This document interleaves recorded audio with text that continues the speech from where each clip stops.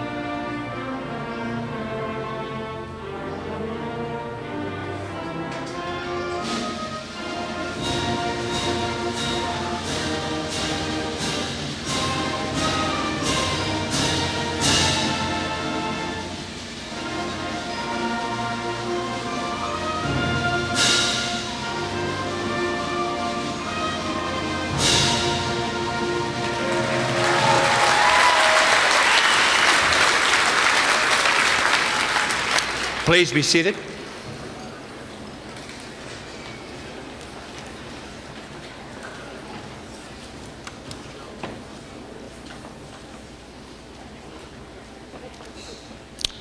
Welcome to the 2014 Herculaneum High School graduation.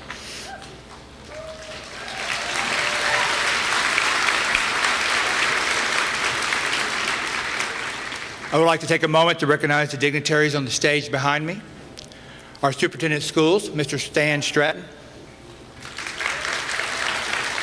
Our Board President, Ms. Dawn Warner. Our Board Vice President, Mr. Rick Arnold. Board Member, Ms. Cheryl Ellsworth. Board Member, Ms. Linda Hahn. Board Member, Ms. Susan Hartman. Board Member, Mr. Jim Caston.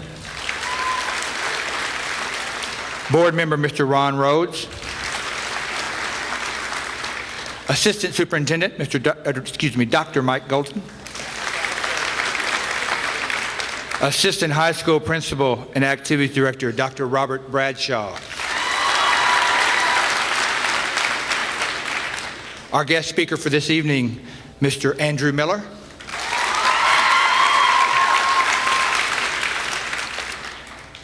And our 2013-2014 Student Board Representative, Ms. Mackenzie Roney.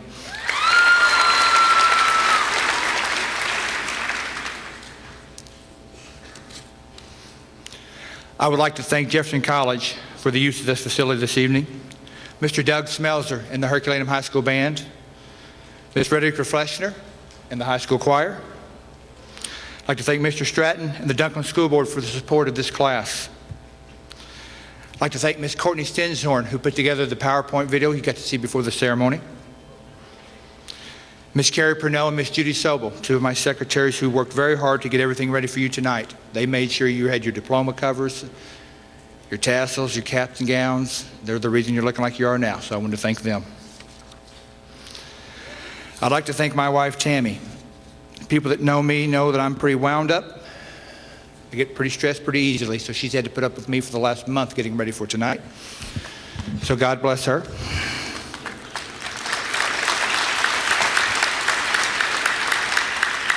And sitting with the seniors this evening is the Dunklin R5 high school staff. I'd like to take a special moment to thank them for their hard work, along with the teachers that are in the elementary, including the Taylor building and the middle school. Your hard work has not gone unnoticed, and the students sitting here I know appreciate what you've done, so thank you very much.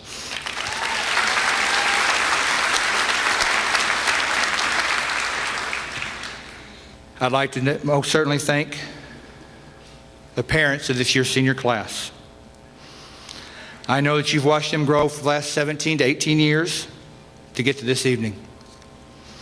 You've taught them to crawl. You've taught them to walk. You've taught them to run. You've helped with homework, been there at numerous activities, parent-teacher conferences, listened as they complained about their homework, or their homework was too hard, or there was too much of it. And countless times you heard the message, "I don't know," or "It wasn't my fault." Tonight, your years of parenting have paid off. You can be proud to say that your son or daughter is a high school graduate. So parents, congratulations and enjoy the evening.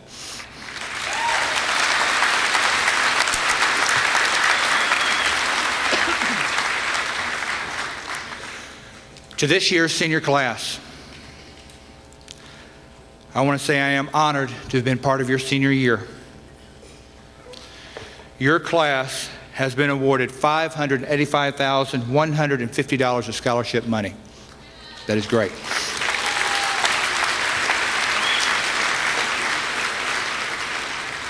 This senior class was one of the first groups to participate in the high school's one-to-one technology program. That is a program where every student, including these seniors, was given a MacBook Laptop Air. With the use of those laptops and with an agreement with Jefferson College, the dual credit program, I am proud to announce that these seniors have earned 156 college credits before they ever walked out of the high school doors. Congratulations.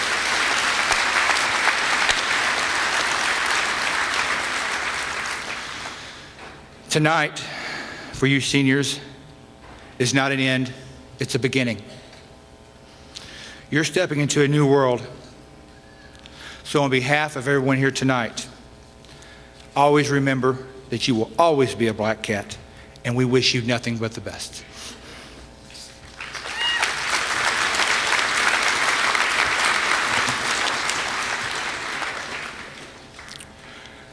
I have led several ceremonies as a high school principal. I've been proud and honored to be a part of every one of them. But this year's ceremony is very special to me. When you look in your program in the list of seniors, you will see a John Crabtree.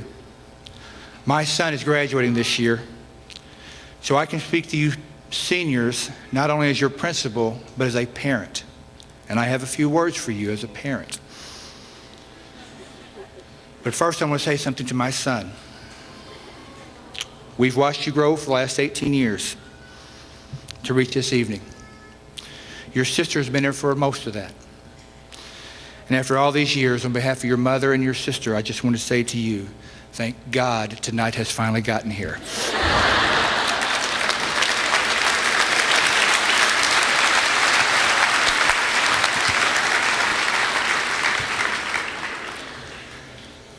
Seniors, how many times this year have Dr. Bradshaw and I told you that graduation is not about you, but it's about the people sitting out here? Several times this year I've told them that. It's about your grandparents, it's about your aunts, it's about your uncles, but it's especially about your parents. Now, we never really told you why it is so special to the parents, so I'm going to speak to you tonight as a father. We are happy for you. We are proud of you. Make no mistake about it. But the reason we are so happy is we see a glimmer of hope. We see a light at the end of a tunnel. We know that this is the first day that we can start seeing into the future a little bit, that we're going to get something back from you. We're going to get our homes back from you. Because we lost our homes a few years ago. It's when we started calling you a teenager. But as fathers, we remember how cute you guys were at one time. When you wore your little cute little outfits, when you giggled and laughed at everything we said or everything we did. We remember you as toddlers. Some of you were ballerinas and you would dance with us. Some of you had your little tea parties and we would drink tea together.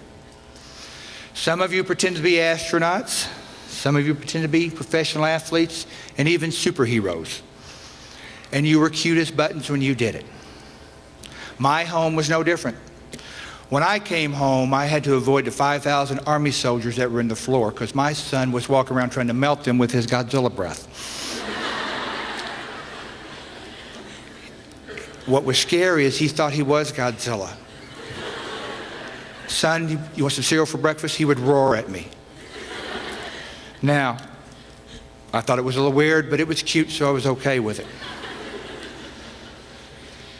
But as fathers, that was a great time for us. That's how we remember you. We love you, but when we think as fathers, we remember you right here when you were our little boys and little girls. Now we get a grunt from you in the morning when we see you, and that's only if it's the weekday. If it's the weekend, we don't see you till the afternoon because you guys don't get out of bed till 1 or 2 o'clock in the afternoon. But the thing that bothers the fathers most, I think, the things we want back, is some of the appliances that we have in the room, in our homes. Let's start off with the refrigerator. I would love, and as a father, and all the fathers here would love to open a refrigerator and there actually be food in the refrigerator. We've bought food, we put it in there, it disappears because of your people's eating habits. We've seen you eat. Stop it. The same thing goes for the pantry. Would love to see food in there. Now don't get me wrong, we know there's plenty of canned corn and green beans in there, but God forbid there be a ho-ho or an Oreo or a bag of potato chips in the pantry. Is it too much to tell you to leave me some potato chips?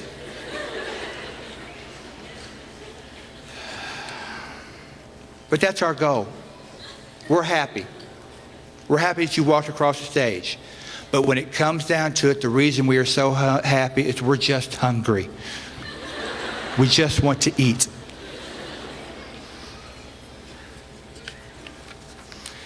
That was just a few words to have some fun with these guys, as a representative as a father. But I can tell you what is in the heart of every parent here tonight. We're extremely happy for you. We are so excited for this wonderful accomplishment that you have. We know how long the journey was, and we know how hard you worked. We want you to know that what you're being given tonight is not something given to you, it's something you earned, something that no one can ever take away from you.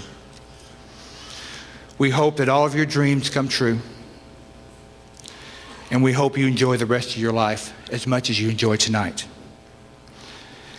And a message to my son, I want you to know that your mother and I are very proud of you. We'll always be here for you, and no matter how far you go in life, we'll always be there. You'll always be our pride and joy, our little boy, my little Godzilla, and never forget that we love you. Thank you very much.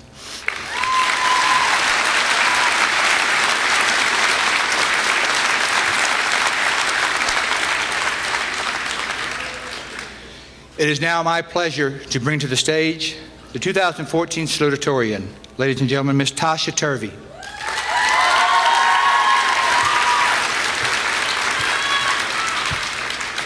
Tasha is the daughter of Kenneth and Rhonda Turvey.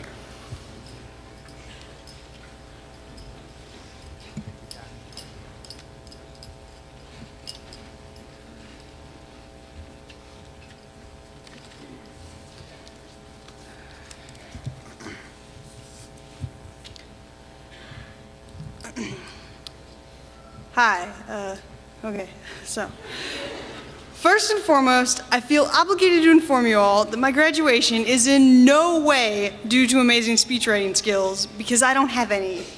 You've been warned. Now, let's get down to business. I'm supposed to be giving an awesome speech today. From what I found online during my fairly desperate attempts to pick a topic, I think I'm supposed to be covering one of two things. The first option was a touching and heartfelt walk down memory lane. One of those speeches where the student goes on and on about how wonderful an experience this has all been, and how great all the people were, and how much they're going to miss all of this. Don't get me wrong, I've got good memories and I've got appreciation, but a speech like that, it doesn't really suit me. Ask just about anyone. I will, however, take a moment to thank all you teachers and adults who were kind enough to tolerate us. I have unfathomable respect for you, seriously. I also have a lot of pity for next year's students because no one is going to tell them bears don't hibernate. What are those poor souls going to do without Miss Mackey? Anyway, back to the whole speech thing. The second kind of speech was about the future. Generally, it's supposed to be about hope and potential and living up to your dreams. Fantastic topics. I'm supposed to tell you the great big world is waiting to embrace us with open arms and set us on our lifelong journeys to greatness. Except it's not, and I don't really want to lie to everyone here. That probably wouldn't make for a great last impression. We aren't being booted out into a world of sunshine and rainbows. We're going out into the real world. The real world that for the first time in our lives isn't going to give us a thing. Have you heard that song that's been on the radio recently, Ain't It Fun? I love that song. It's like that. And that is a good thing. From now on, we are on our own. We will likely start off broke and lost, and some people will be like me and need to learn how to do their own dishes. We will learn very quickly that there is never enough money and never enough time. I can only really speak for myself among the natural smart kids, but I personally believe we are all about to be sucker punched by the realization we have to work in order to get a B or a C in a college class. Nothing is going to be easy anymore, and we are going to have to weather the storm.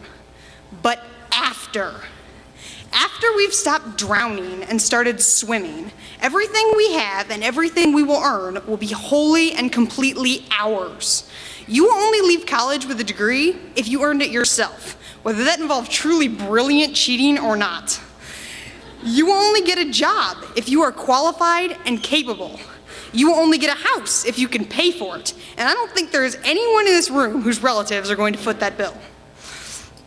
The world is going to make you work for your life, and as a result, you and you alone will have the right to direct it. All these years where you've been guided by parents, teachers, coaches, counselors, the TV, they're over. You want to switch majors? Do it. You want to switch jobs? Do it. You want to switch husbands? Do it. You know what?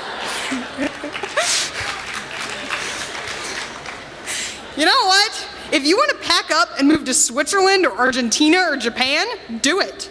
People can advise against you, but it's all on you now.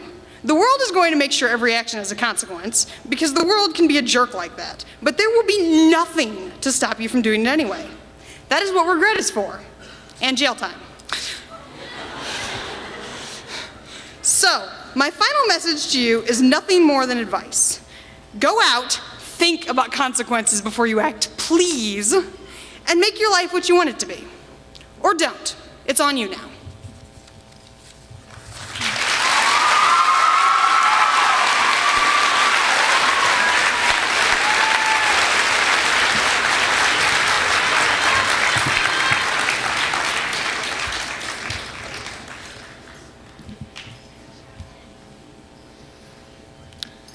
Good job, Tasha.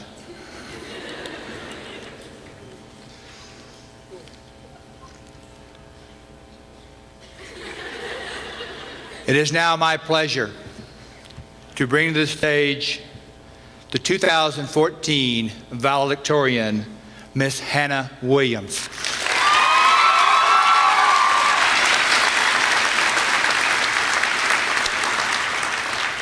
Hannah is the daughter of Chuck and Wendy Williams.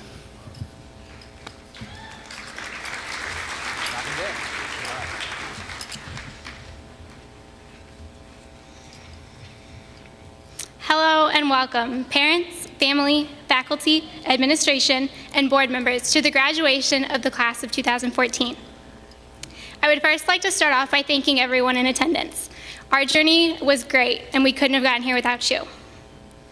For the last 4 years, our teachers, counselors, and loved ones have been encouraging us to determine what we're going to do with the rest of our lives, and it's been very daunting. Some of us have chosen college, a few the military, and some who still aren't sure, and that's okay. We've been focusing so hard on what we're going to do, which is important, but I think it's just as important on how we do it. How are we going to make sure that we make a difference? And how are we going to make sure that we get the most out of life? I have 7 habits of people that love their lives that I'd like to share with you. First, a positive attitude. Life does not always go the way we want or plan. But when things don't go our way, some people's first instinct is to blame the world. It's a common response, but what does that do? It really just leaves us unhappy with the situation and feeling like we can't deal with that obstacle. But instead of getting angry, we can look at it with a positive attitude. Bad days are something that we create.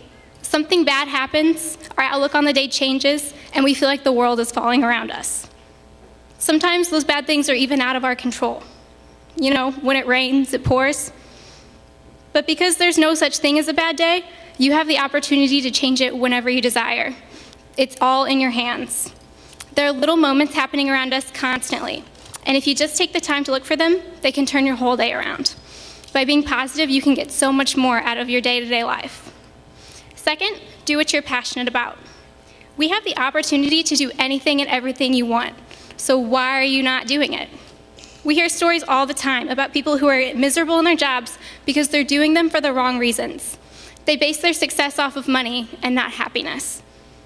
I found this out very quickly. I had a lot of amazing educators that inspired me to begin my life in the classroom. When I began telling people of my passion, I got responses like, "There's so much more you could be doing," or "Teachers don't get paid that much," which is true. But that won't let me stop me from doing what I love, because for me it's not about the money, but watching someone light up when they understand something that I helped them learn. And that's what I encourage you to do, because chances are if you don't love what you do, then you won't have the drive to be great at it. And who wants to do something that they're bad at and they don't love? There's a saying that goes, if you love what you're doing, you'll never work a day in your life. Some days will feel like a chore, but when every day of the week feels like a burden, you're not doing something right. That doesn't mean following your passion will be easy. There will be obstacles to face all the time, but when you love your job, those obstacles are going to be things you can't wait to overcome. Third, don't expect handouts. Everything that is important in life, you earn. Everyone struggles, even if you're not watching them do it. And although your family and friends can make it easy or harder on you, you're the one in control. It's your decision whether or not their perspective affects you, and it's your decision whether you get to your destination. Fourth, express gratitude. There's so many people in our lives that we tend to overlook, when in reality, they've greatly shaped who we are. We have parents or guardians that fed us, put a roof over our heads, and got us on the bus. As we got older, they gave us advice on relationships and life in general. Some of us have our siblings. They were constant playmates and the ones that we went through hard times with. They made sure that we were there, and sometimes they borrowed our clothes without asking. Then we have our educators. They taught us the basics of reading and writing, but also the type of people we strive to become. They've helped us prepare for college, make sure we have all of the correct credits, and some have even taught us how to think about the world around us. Some of us also had coaches. They pushed us to our physical and mental limits and helped us discover how much we can do. They taught us the importance of working together and the true meaning of 110%. And then we have our friends. They're the people we share everything with and that we've gone through these last 4 years with. We've experienced first loves and first heartbreaks. We learned how to drive, go to pep assemblies, show school spirit, and attend games. Our friends have helped us grow and provide support anytime we needed it. These people are the reason we are who we are, and now is the time to find them and say thank you for everything that they've done. Fifth, appreciate people's differences. The great thing about this world is that no one is just like you. Maybe you're creative or analytical. You're really smart, or you love to draw. These things could go on forever, because everyone has something that they bring to the table. By understanding and appreciating this, it promotes tolerance, and it helps you learn and work well with others. We don't need to envy or judge those that are different from us, but instead work together, Instead work together to get the most out of life. Along those same lines, you are inferior to no one. Just because you can't do what they can't doesn't mean you're not needed. Sixth, be a good friend. You know, the golden rule we've been taught since kindergarten. Treat others the way you want to be treated. Friends are always fun when things are going great, but true friendship is the strongest during hardships. We always want someone to listen to our problems, but we aren't so quick to be the listener in those situations. We all need people in our lives, and by being good a friend, we then have a relationship that we can lean on in times of need. Someone to pick us up when we're struggling with keeping that positive attitude. And finally, just go for it. Life is short, but we have the opportunity every day to change the course of our lives. Most of the time when we decide not to do something, it's because we're afraid. We don't introduce ourselves to new people or go to that thing that sounds really fun because it could be awkward. People who must stretch themselves to their limits grow. Life begins at the end of your comfort zone. Ask yourself, what's the worst that can happen? The answer is probably not that bad. Success isn't always about being the very best at something. It's more about being the very best that you can be. And everyone knows when they've given it 110. There's no box that we have to fit in, and no mold to fill. So here's my challenge to all of you graduates. Find something you love and do it. Be passionate and stay positive. Know that it isn't going to happen overnight, and no one may help you. Express gratitude, accept people's differences, be a good friend, and go for it. Never stop trying to be the very best at whatever you choose to do, because it's not what you do, but how you do it.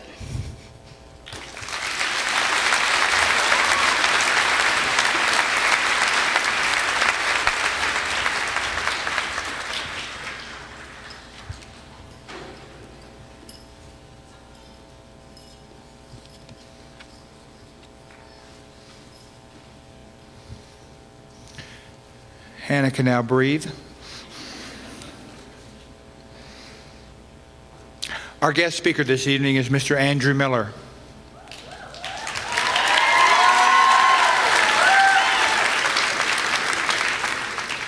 Andrew was raised in Peevely, Missouri, and attended Dunklin R5 schools. He graduated from high school in the year 2000.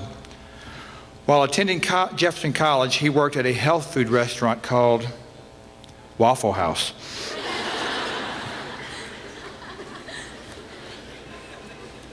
In January 2002, he left for Argentina for a 2-year mission trip. In July 2004, he married Miss Jamie Pinnock. They are the parents of 4 children. Andrew has received a Bachelor's of Arts in Spanish from Southern Virginia University and a Master's of Arts in Spanish from Brigham Young University. The research from his master thesis was published in the Journal of International Association for Language Learning Technology. Mr. Miller is currently in his 5th year of teaching at Herculaneum High School. Ladies and gentlemen, Mr. Andrew Miller.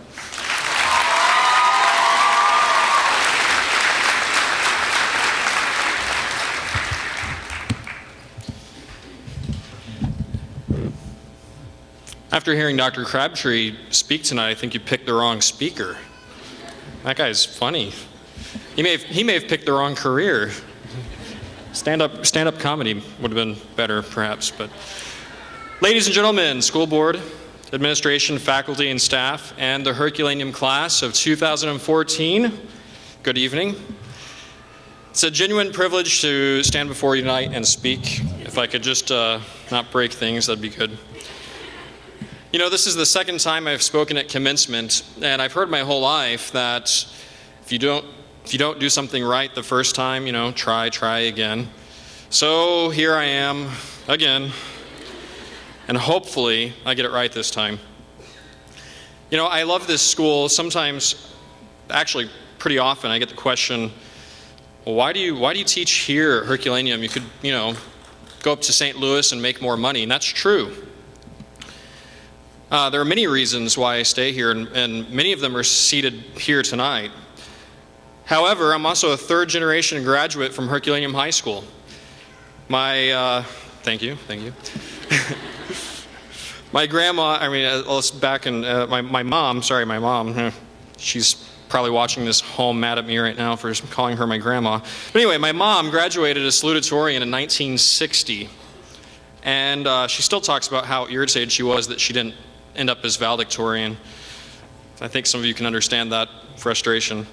But going back further, my grandmother graduated from high school here in 1931, when graduating high school was truly a high achievement. Few people graduated high school.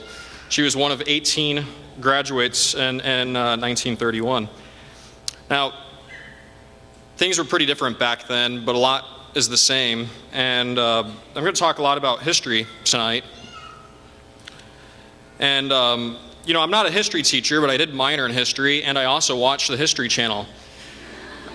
If you remind me, I'll tell you later about how the aliens built the pyramids. It's kind of interesting. Maybe next commencement address, maybe. Anyway, when my grandma was seated where you are now tonight, graduates, she was starting out right at the onset of the Great Depression.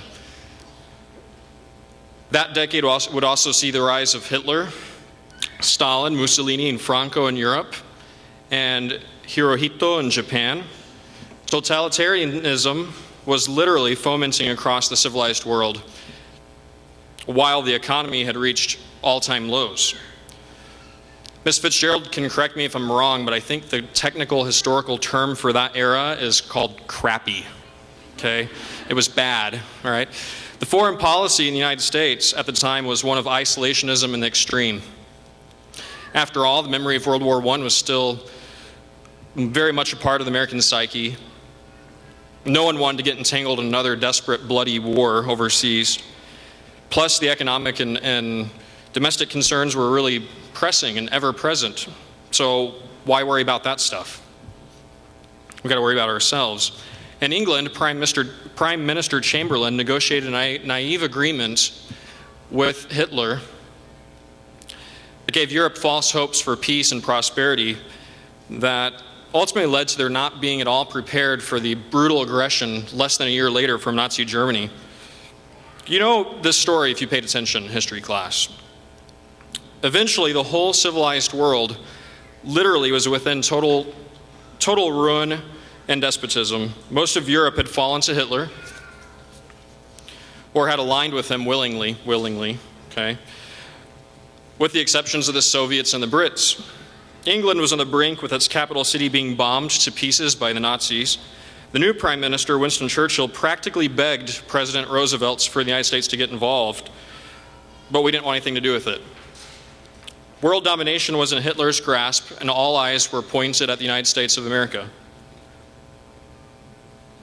But we were still in no hurry to get involved until that day, which will live in infamy, on December 7th, 1941, when Japan bombed Pearl Harbor.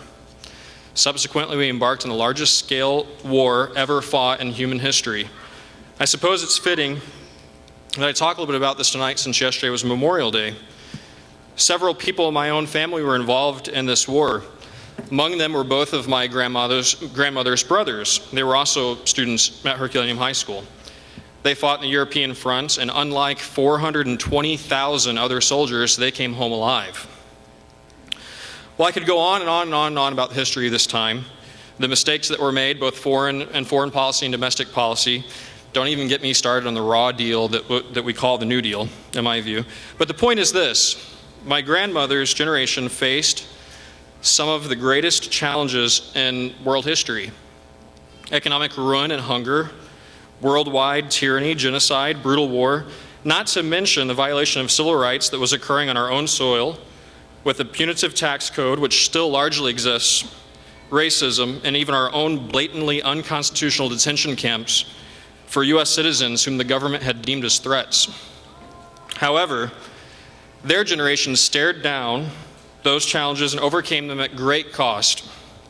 They rose to the occasion, and by the end of the 1940s, the United States was embarking on unparalleled prosperity, peace, and world dominance that continues up until this day. Europe was saved from total ruin. Japan, who had brutally attacked Pearl Harbor, was literally leveled. And in true American style, we then helped them all rebuild. Now, there's a reason that their generation is commonly referred to as the greatest generation, and it isn't because things were great. They were terrible, really. However, the adversity of the 1930s and the 1940s was the catalyst for their greatness.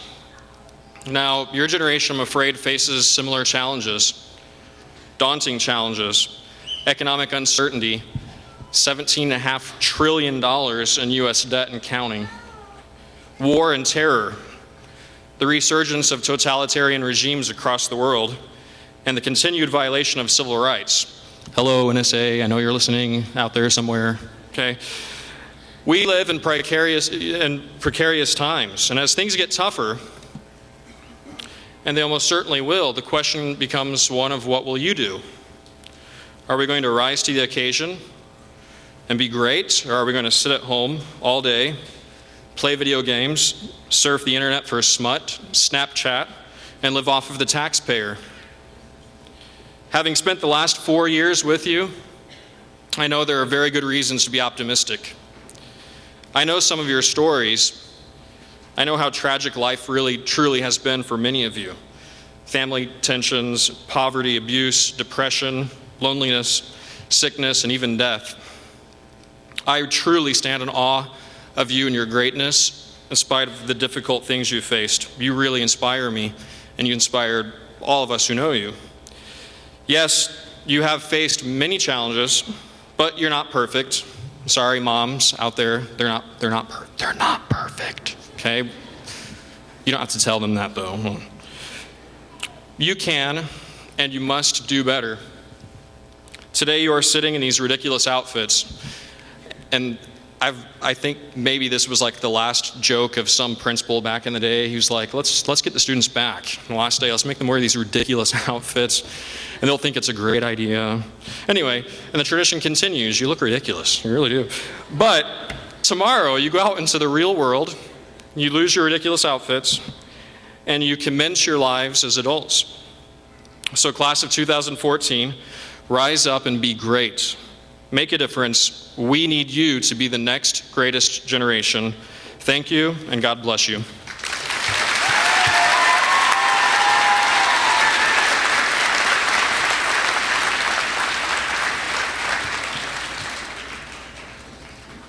Thank you, Mr. Miller. As you know, that yesterday was Memorial Day. I am honored to let you know that we have two of our seniors who have volunteered to serve in our United States military.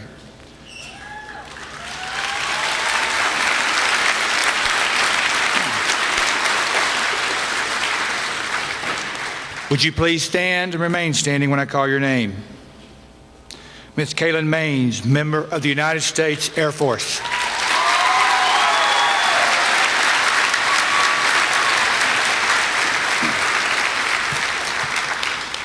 Mr. Tyler Partney, member of the United States Army.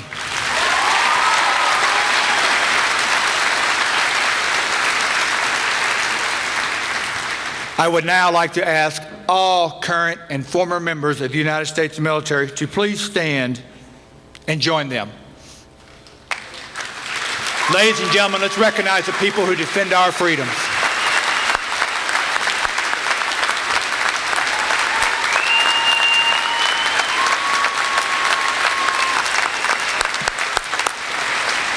Thank you. You may be seated. Senior members of the choir, would you please join the choir?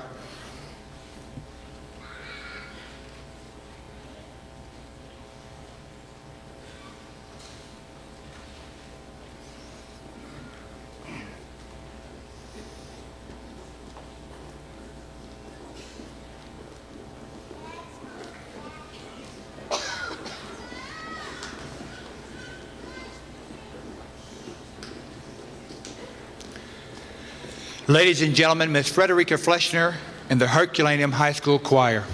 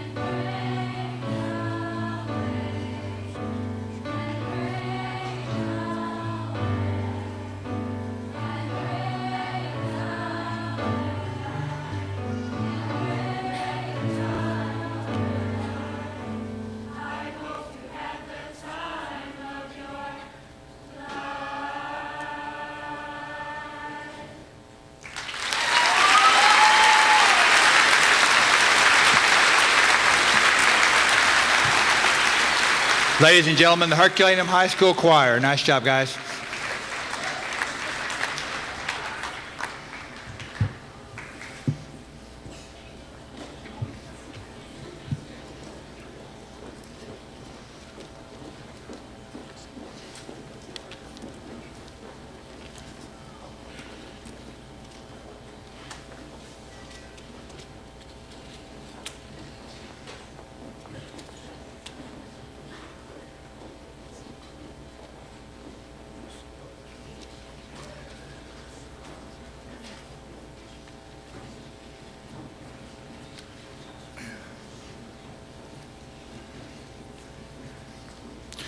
I'd like to welcome to the stage the 2014 Senior Class President, Ms. Lexi Warren.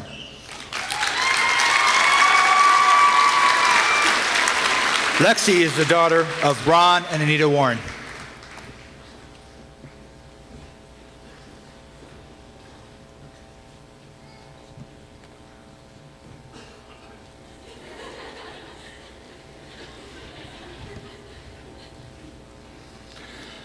Ladies and gentlemen, Mr. Stratton, members of the Dunklin R5 School Board, I am proud to inform you that the students seated here before you have met the graduation requirements set forth by the Missouri Department of Elementary and Secondary Education and the Dunklin R5 School District.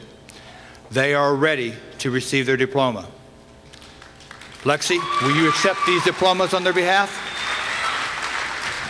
On behalf of the class of 2014, I proudly accept these diplomas.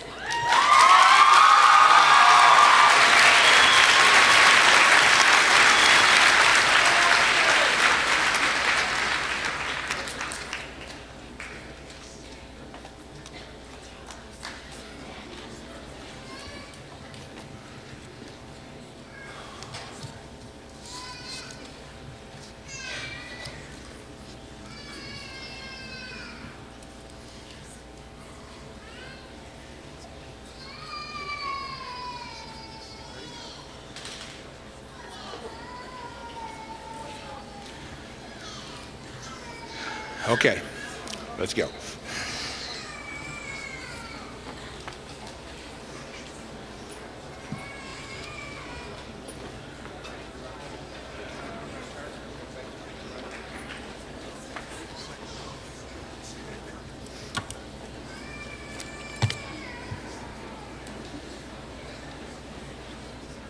You ready? Morgan Leanne Stepp.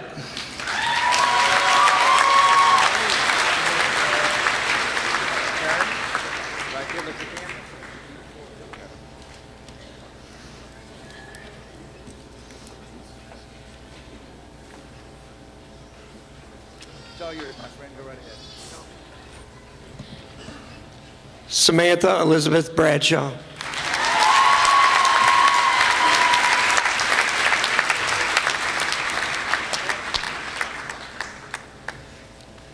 Sammy.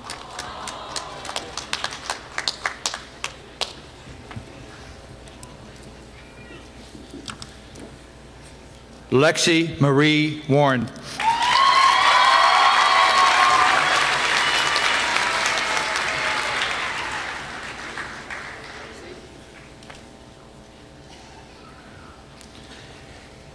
Hannah Elizabeth Williams.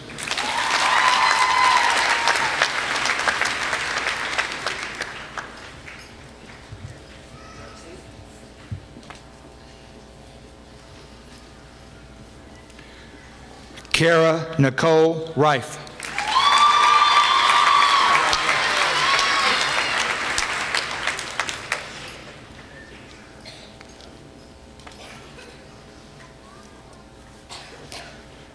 Tasha Nicole Turvey.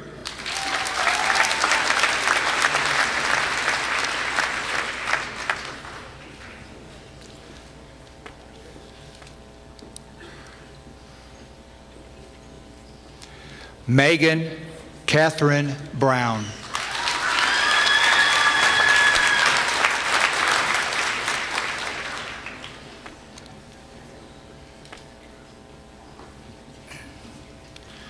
Destiny Nicole Smith.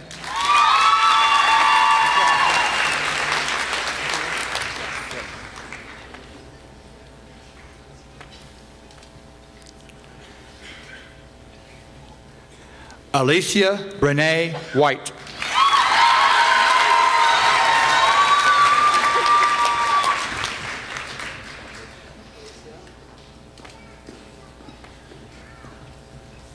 Amanda Michelle King.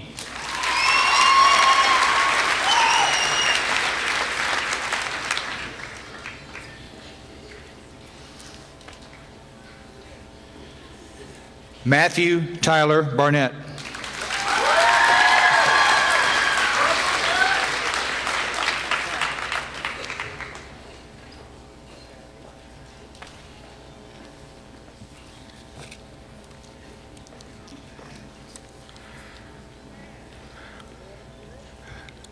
John Quentin Crabtree.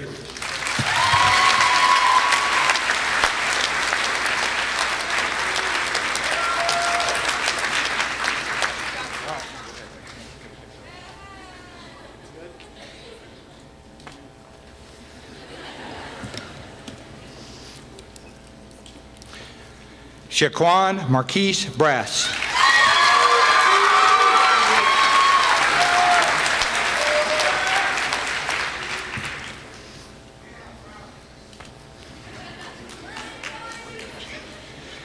Timothy Justin Hines.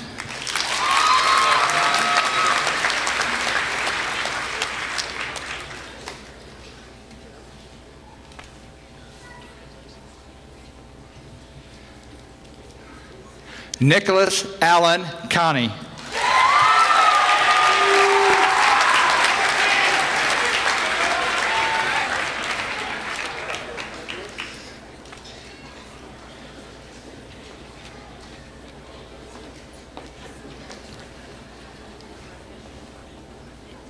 Michael William Hartman.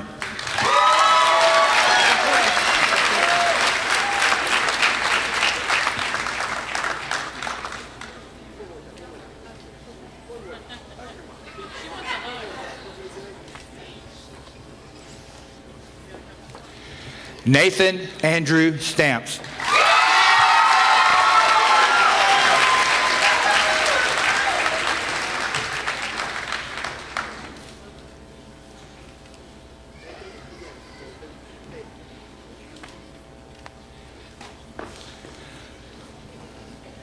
Delane Black, Jr.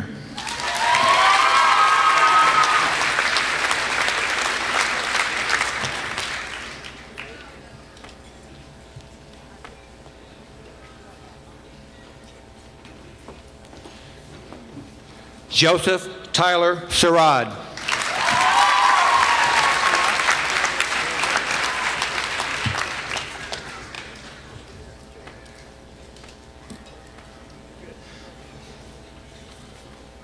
Chance Anthony Pyatt.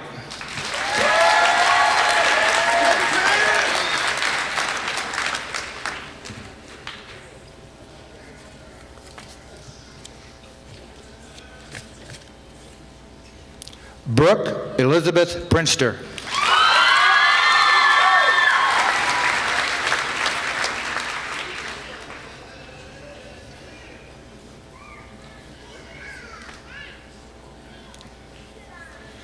Jesse Lane Brooks.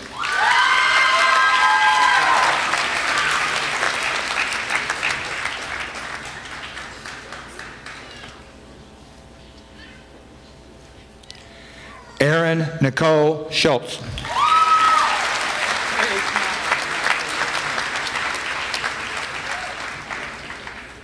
Smiling. There you go. Ashley Marie Gross.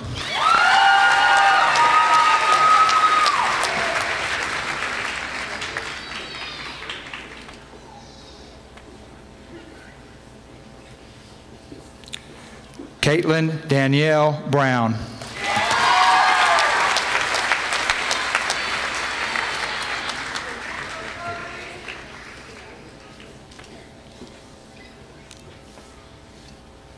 Legacy Allen Bockoff.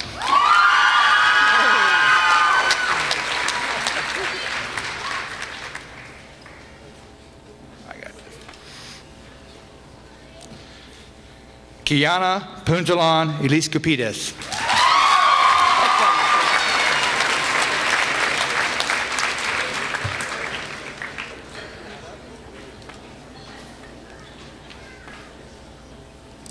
Erin Amanda Moore.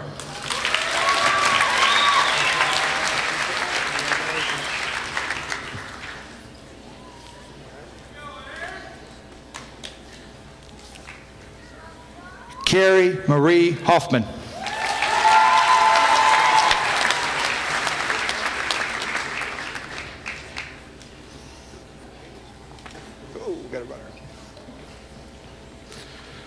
Marissa Claire Kostecki.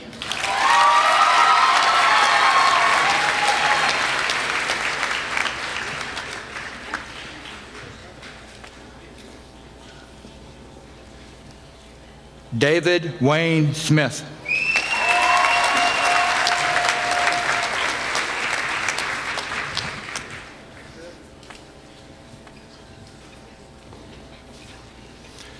Drew Edward McGregor.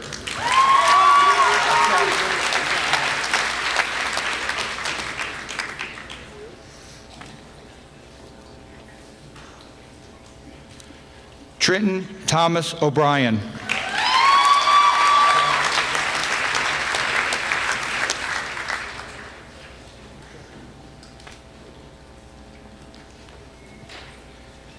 Devin James Small.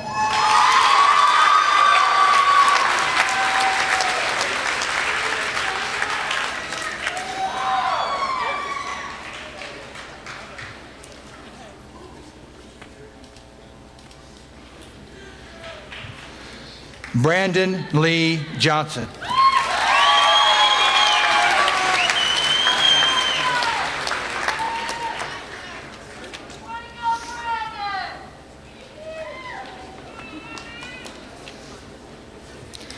Tyler Joseph Hawthorne.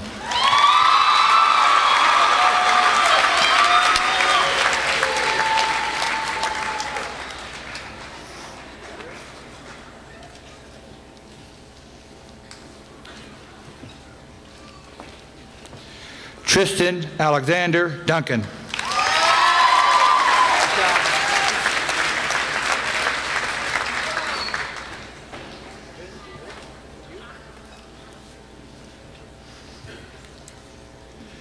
Dustin Allen Johnson.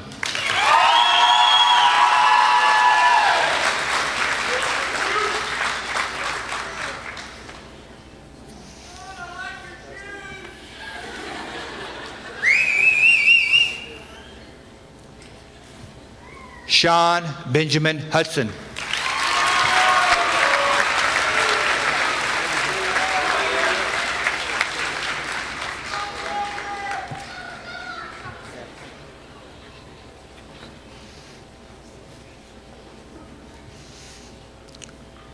Adam Michael Fisher.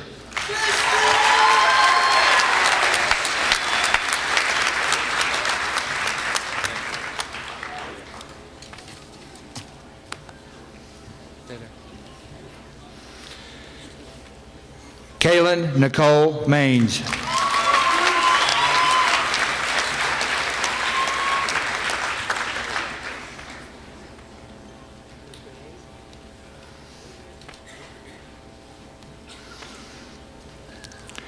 Jenna Nicole Freeman.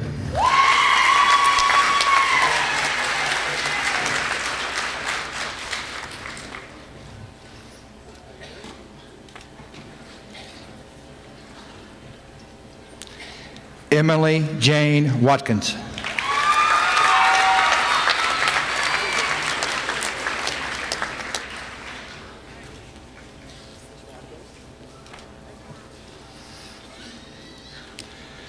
Kayla Ray Cage.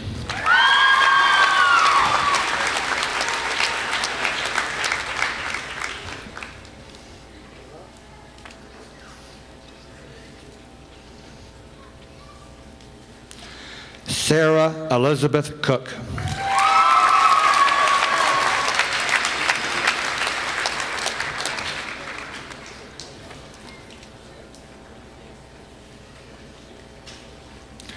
Leslie Denise Shores.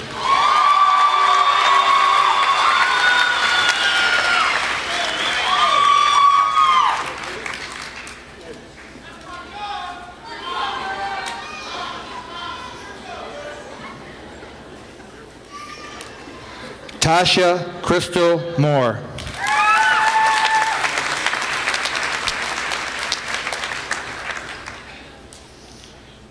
In the right order. Okay. Haley Jade Murray.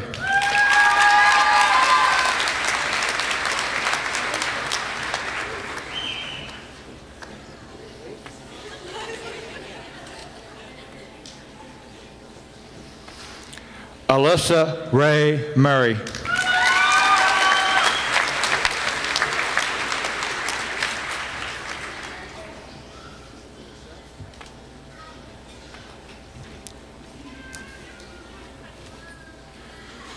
Tristan Cole Jenkins.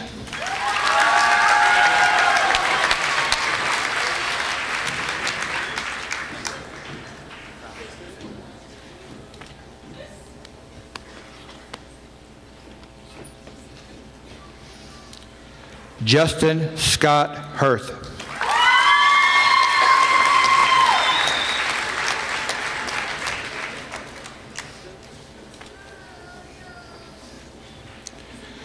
Timothy John Stoddard.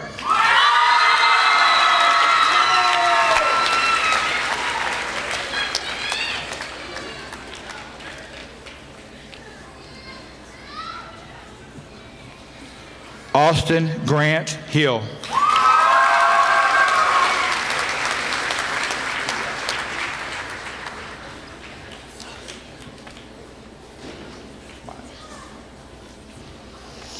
Dylan Joshua Dickinson.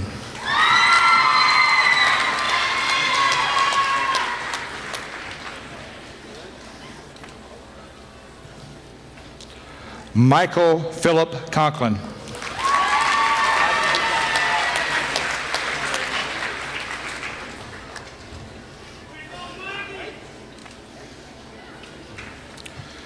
Brandon Scott Stokely.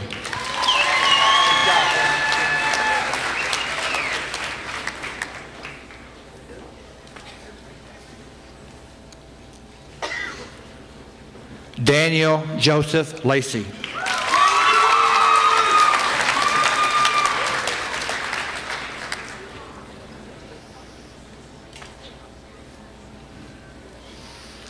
William Richard Duncan.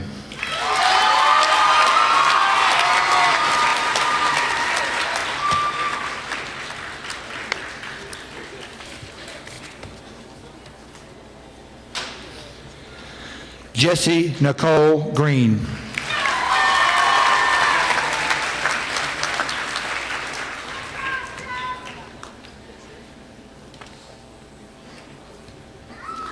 Danica Rose Harmoning.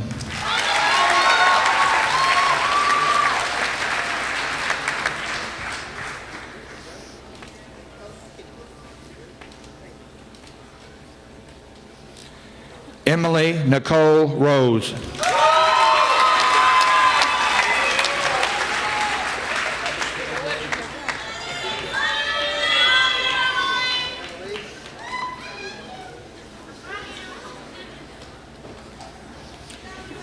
Mandy Rochelle Smith.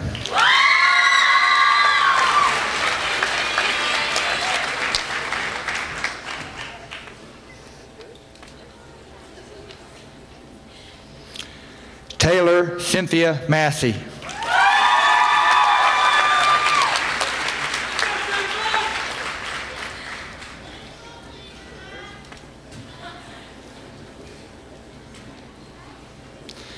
Danielle Elizabeth Lay.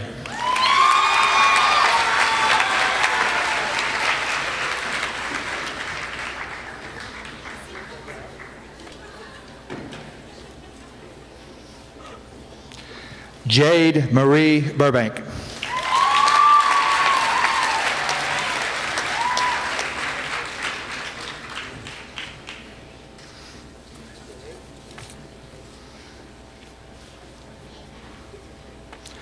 Kayla Ann Cunningham.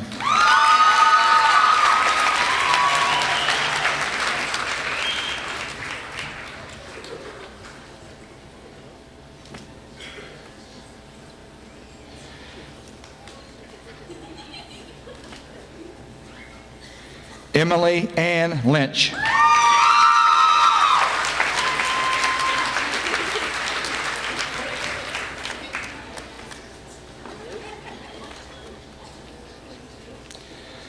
Jessica Marie Hawkins.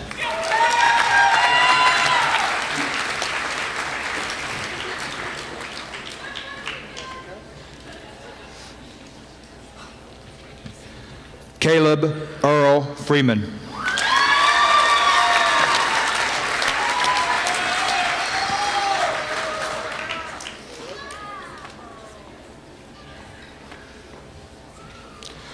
Cody Wayne Weekly.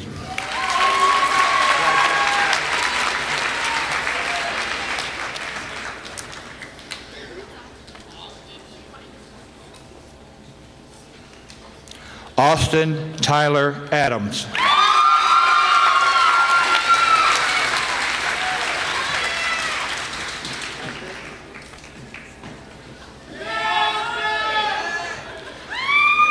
Scott Alexander Venable.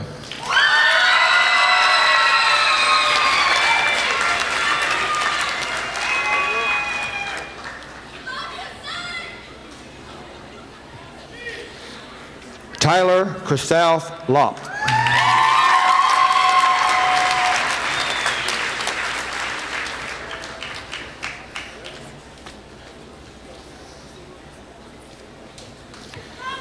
Tyler James Land.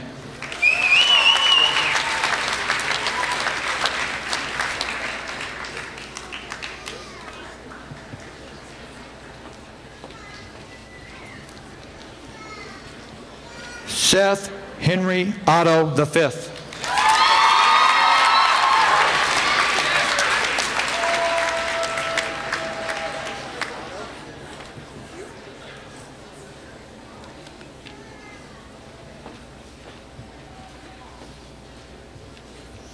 Austin Ross Heidland.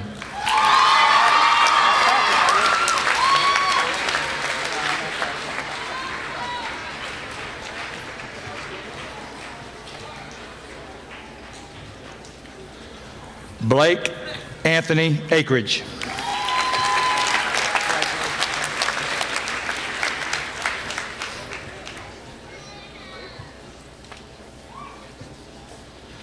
Bradley Wayne Stahl.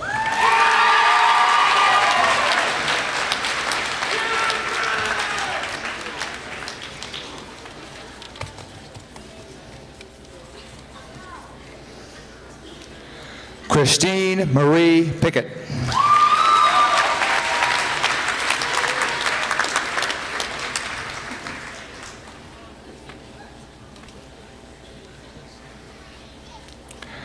Destiny Faith Rowley.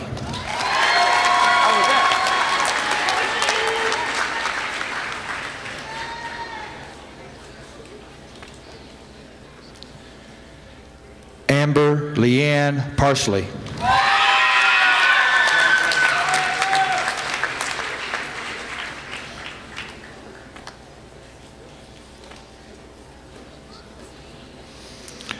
Corey Lynn Embry.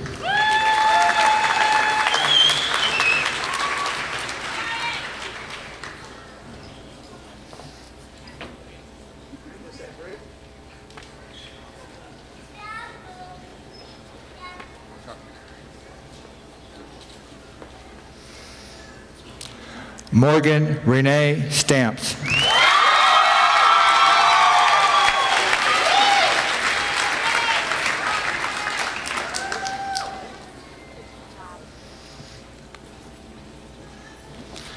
Alexis Nicole Charbonneau.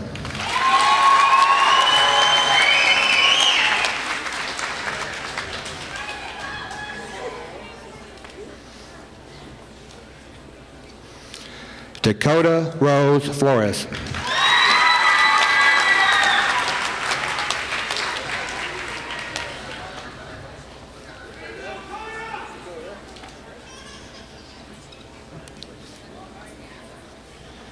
Megan Nicole Gamerick.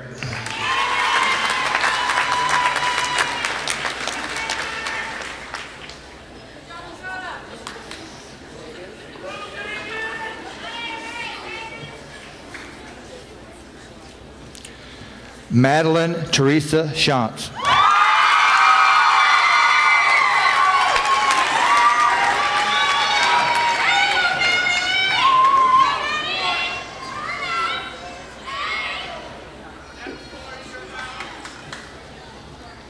William Michael Brown.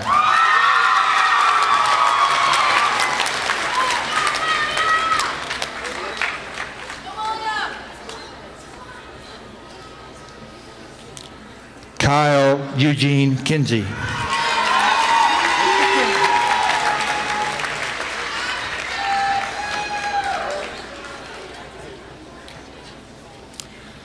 Cody James Ferris.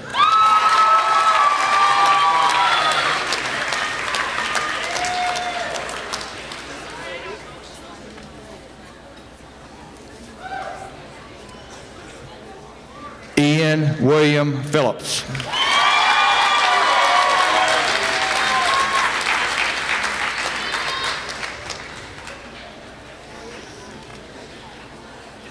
Tyler Michael Partney.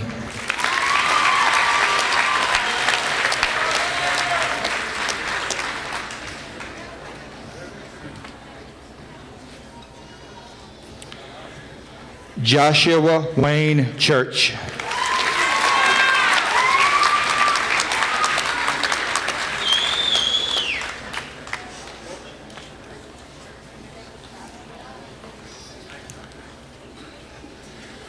Vincent Pete Joseph George Wabi.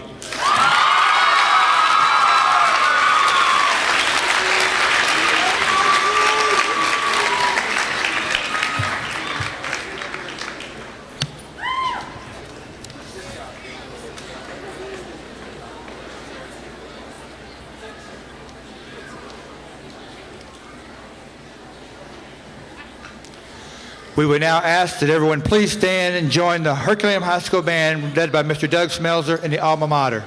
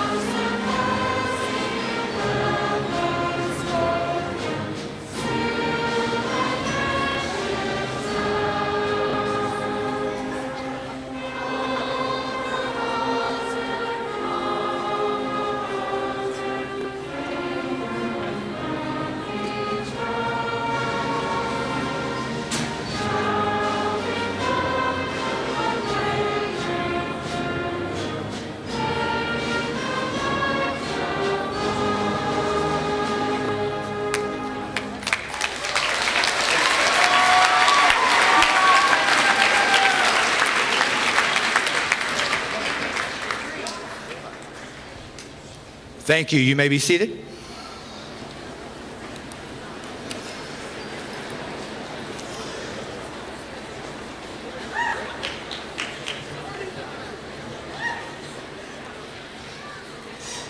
I'd like to ask Ms. Lexi Warren to please return to the stage.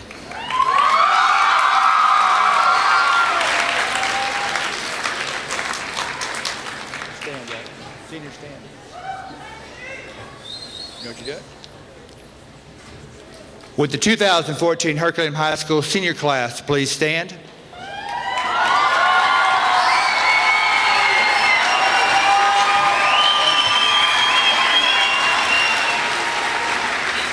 into the mic. The class of 2014, will you please turn your tassels? Congratulations. Have a seat. Good job.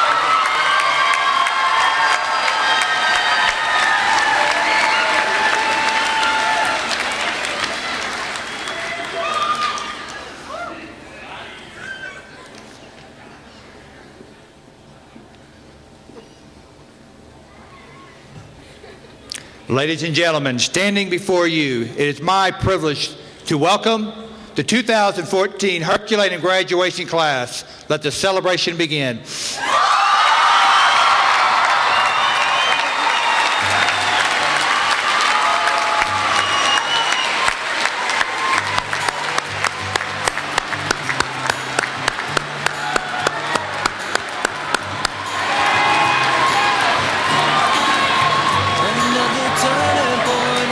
Stuck in the road. Time grabs you by the wrist, directs you where to go. So make the best of this test and don't ask why. It's not a question but a lesson learned in time. It's something unpredictable, but in the end is right. I hope you had the time of your life.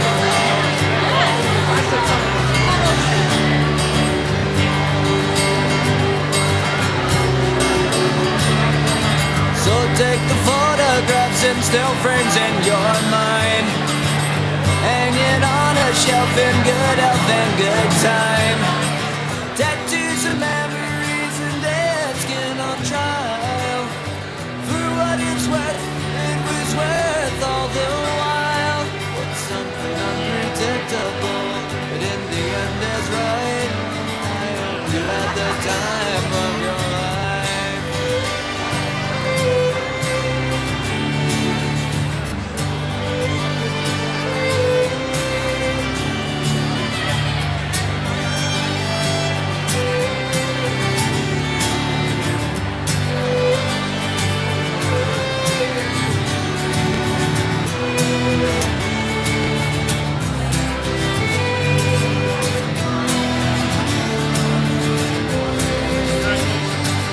Something unpredictable, but in the end it's right.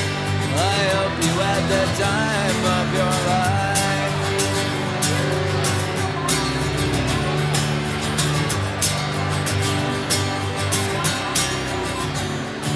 It's something unpredictable, but in the end it's right.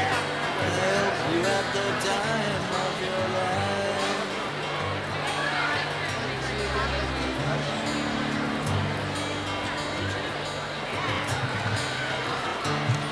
I enjoyed this.